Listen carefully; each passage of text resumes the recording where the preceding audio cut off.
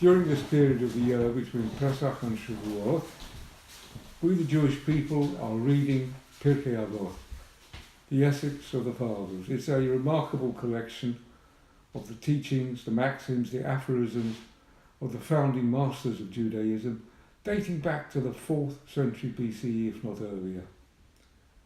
Sephardim read it chapter by chapter every Shabbat afternoon, from Pesach to Shavuot. Ashkenazim continue all the way through to Rosh Hashanah. Now, the first chapter presents me with a problem. It begins with a statement by Anshe Knesset Agdolah, the men of the Great Assembly, followed by the maxim of Shimon HaTzadik, Simon the Just, who was high priest and civil governor. He was a king in everything but name. And he laid down a principle, Al Shlosha Devarim Ha'olam Omed, on three things, three issues. The Jewish world rests. The three foundations, the pillars of Judaism. Ala Torah, upon the Torah. Not just simply the study of Torah, the observance of Torah. It's the awareness that the Torah is that which defines our personality as a people. Before the giving of the law at Sinai, we were a nation of slaves. After the giving of the Torah, we became Goy Kadosh, a holy nation. The Torah is our persona. Al ha'avodah, upon avodah, means work, service, but more technically, it refers to the temple service, the sacrifices, and understandably, the high priest will give this prominence. He believed that not only was it a benefit to the Jewish people, but it benefited the whole world. Now you might say that gives us a problem. We no longer have a temple. No sacrifices for over 1900 years. No, we have the alternative. We have Avodah Shebalev, the service of the heart, prayer. And prayer is more liberating than the sacrifices. Sacrifices could only be offered up by one group of people in one place. Prayer can be offered up by anyone throughout the world. Wherever a Jew may gather with his brethren, they can form a holy congregation. They can establish their Bet HaKnesset, which is in fact a minor temple, and offer up their sacrifice of prayer, so that our communication with God is ongoing. But meticulous attention to observing the Torah, or to the offering of the sacrifices, Shimon HaTzadik said, is not enough. There has to be a third dimension, Gemilut Chasadim, love and compassion between Jew and Jew. That gives the substance to Judaism. So there are your three pillars, and that remains in vogue for all time. That is the three-legged stool upon which Judaism stands. But when we come to the end of the first chapter, Rabban Shimon ben Gamliel, who lived 400 years after Shimon HaTzadik, tells us something different. He says, Al Shlosha Devarim, upon three things, Olam Kayam, the world, the Jewish world, survives. Al Hadin, upon not just the observance and practice of law, but on inculcating into the next generation a respect, a reverence for the law. A society has no reverence for the law cannot survive. Ve'al ha'emet, upon truth. There has to be an absolute standard of truth. We all play with the truth, manipulate it. We have to acknowledge there is absolute truth, which we cannot bury. Ve'al shalom, and upon peace, upon harmony between the various sections of the community. We as a Jewish people frequently divide, but at the end of the day there must be peace between us. So what's my problem? Is Rabban Shimon ben Gamliel replacing the former three of Shimon HaTzadik? He said, oh yes, That's no longer in vogue. These are now the three issues.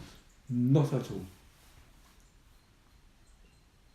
Torah, Avodah, Gemilut Chasadim will endure for all time. But Rabban Shimon ben Gamliel lived after 4 centuries of trials and tribulations for the Jewish people. Major disasters. And so he has to focus on the issue, what will ensure our survival? And he states his 3. Respect for the law, respect for truth, respect for harmony. And in reality, this is applicable today to the wider community. We are facing a general election. And one of the first casualties of a referendum and an election is the truth. Politicians will manipulate it, play with it, be economical with it.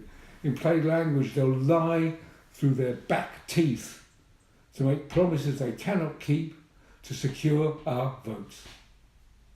We saw this with the referendum, what they promised us. Special relationship with China, with India, with America, special services and amenities from Europe. Remarkable. But who guaranteed it? China? America?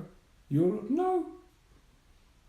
What Europe has asked of us is a divorce settlement of 100 billion euros. Now that is quite a special relationship. So what were the politicians doing? Making promises that were not in their power to keep. And soon as Brexit was passed, did you notice how they were backing off? Now we have to start making arrangements with China, India and Europe. Heaven help us. Now we are faced with the election. And already the politicians are producing their manifestos. They are building the altars on which they propose to sacrifice the truth. So who would I vote for? Frankly, I don't know. So I won't tell you who to vote for. But I'll review, if I may, some of the major options. The steady, reliable Conservative Party of Mrs May. Been in office 7 years, and wherever you look there are crises. A crisis in the health service, crisis in education, police force.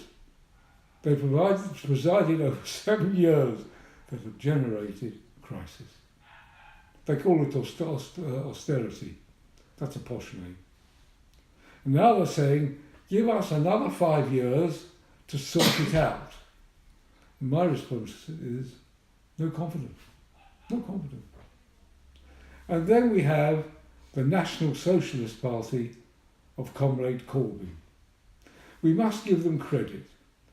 They have pledged themselves to keep anti-Semitism within the party down to an acceptable level. But Comrade Corbyn is pathetic.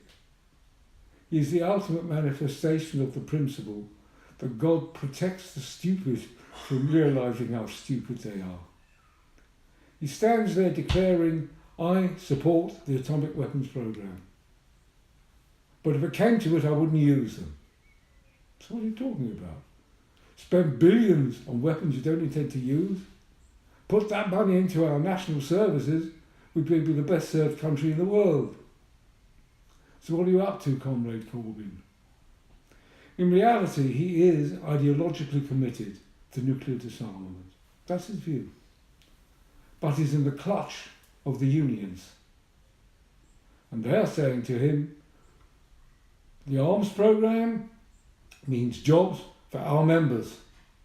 So keep your hands off our members' jobs.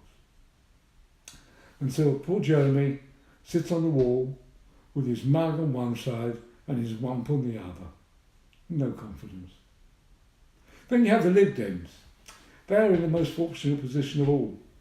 They know they don't stand a snowball's chance in hell of forming an administration, so they'll promise anything to everybody. Though I will give them credit for the fact that they also intend to keep their anti-Semitism down to respectable levels. That leaves me with the British Fascist Party, UKIP. But that's what they are. They are aligned with the far right now emerging in Europe. And why are they still here? They were founded to achieve Brexit. You've got it, boy. Why are you still hanging around? The answer's quite simple. They are relying upon post-Brexit. The prices of food, of fuel, of everything will soar. There will be unrest. People will think with their bellies, and they'll look at the immigrants, say the immigrants are taking our jobs, our food, our houses. There will be unrest, and the British National Fascist Party will do what Hitler did in the 30s. They'll step back onto the steed and say, we need a strong party, strong leadership with strong policies. That's us. Heaven help us. It's not be the case of no confidence. May it never happen. So who would I vote for? I do not know. But as a Jew, we as Jews fall back on our traditions. For us, what is one of the pillars of society? Pray. So we at least pray for the great country in which we live. And I base my prayer on one which we say every Shabbat morning. May God put a spirit of wisdom and understanding into the hearts of those who would govern this great country, that they may uphold the peace of the realm, ensure peace between its disparate sections, advance the welfare of the nation, quite literally, and deal kindly and compassionately with the Jewish people. Amen.